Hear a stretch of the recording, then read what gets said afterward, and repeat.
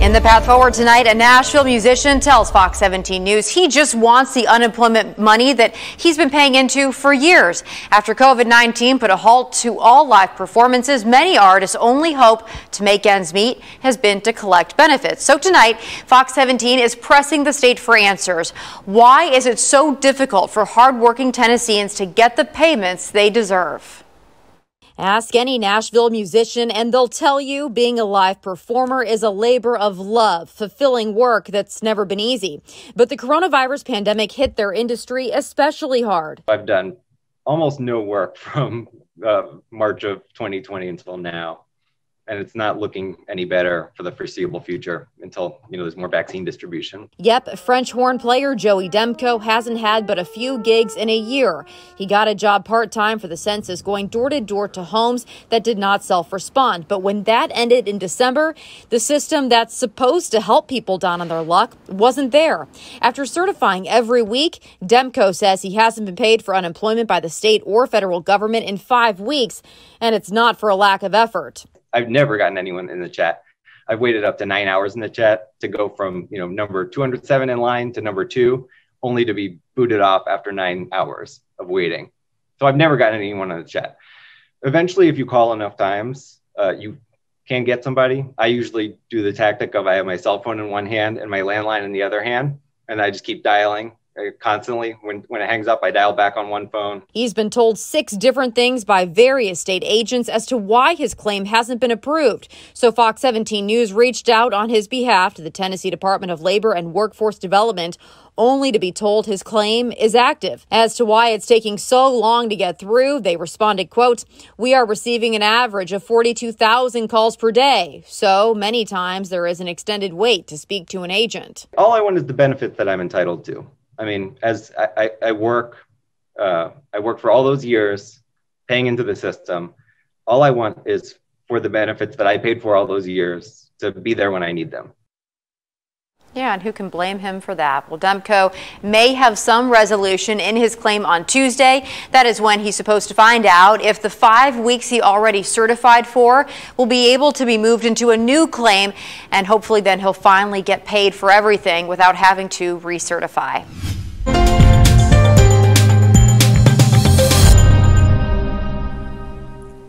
In the fight for equality tonight, one of the greatest athletes in Nashville history is often overlooked. A legend in Music City, destined to be a pioneer. He certainly was that. Jefferson Street Joe Gilliam found his dreams stifled by prejudice. But as Fox 17 News' Alex Apple shows us, with each passing year, history smiles more kindly on this former football star.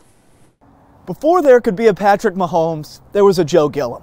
Before a Steve McNair, a Joe Gilliam.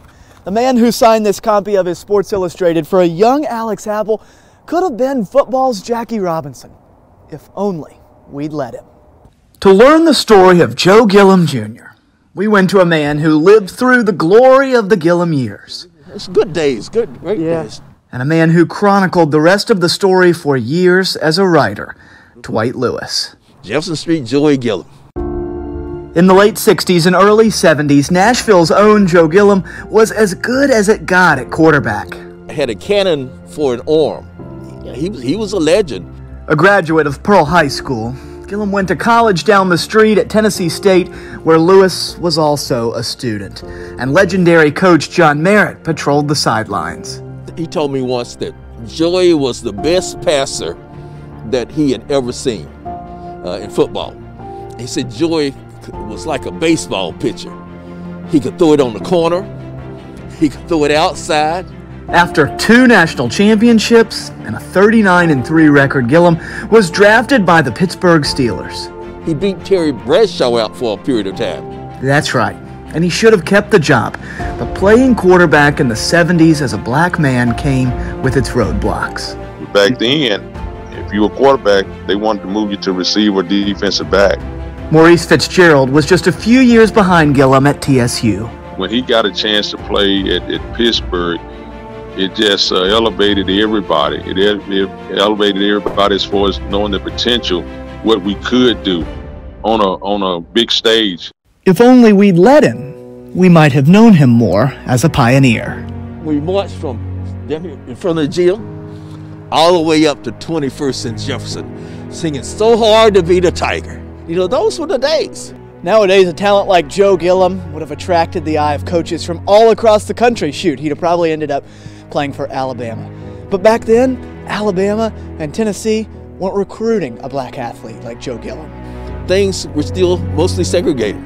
So Tennessee State got a lot it went all over the country. Texas, Mississippi, Louisiana will get players to schools that they can't get now. Gillum started for the Steelers for just a portion of one season. He was replaced by Bradshaw before the playoffs, fueling speculation years later that he was benched only because he was black. Never will be forgotten.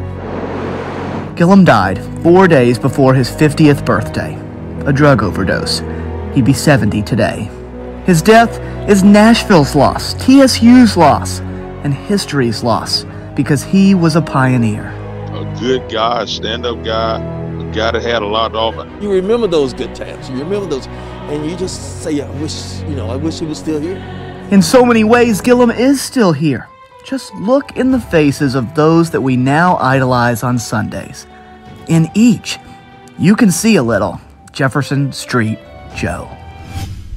Katie, thank you so much. Happening now, a mid-state teen with autism is in the hospital fighting for his life after an accident at school, and his family is asking for your prayers, saying that he needs a miracle to survive this. Now, Fox 17 News first introduced you to Chris Miller about 7 years ago. After he survived 2 suicide attempts, Chris created the superhero Captain's Spectrum.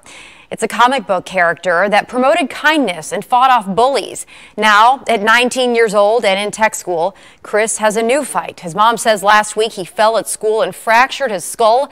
VUMC doctors have him in a medically induced coma and hopes it will bring down the swelling in his brain. His mom describes how he looked when she first saw him after that accident. He had blood coming out of his ears and his nose. And his hands were covered in blood where it looked like he had wiped his face. I just want my baby back. I can't stress enough how many prayers we need. We need prayers, lots of prayers. Pray for a miracle that the brain pressures come under control. And in addition to prayers, they're also asking for donations. If you would like to help the Millers cover their son's medical expenses, you can donate to her Cash App account, which is, it's $$ and then Nurse Angel 44. We're going to have that for you up on our website as well.